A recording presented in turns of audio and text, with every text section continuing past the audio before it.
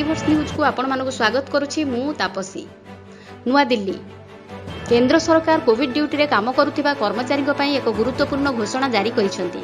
निज जीवन को खातिर न करी कोविड मुकाबिला पई सरकार को सहाय्य करिथिबा एई कर्मचारी को सरकारी चाकरी जोगाई देबे बोली सरकार निष्पत्ति नेइछंती। देश में कोरोना भाइरस संक्रमण स्थिति दिनक दिन गुरुतर हेबारे लागिछि।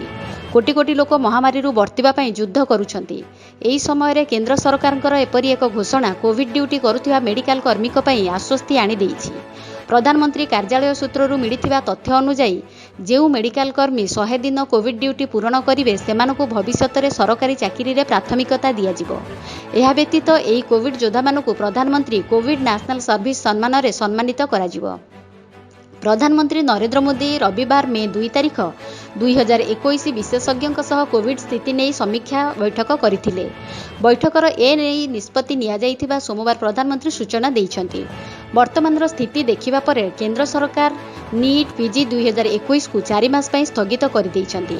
एहा व्यतीत एमबीबीएस फाइनल ईयर एवं नर्सिंग क्वालिफाइड स्टूडेंट को कोविड ड्यूटी रे लगाइबा पई सरकार निष्पत्ति नैछंती।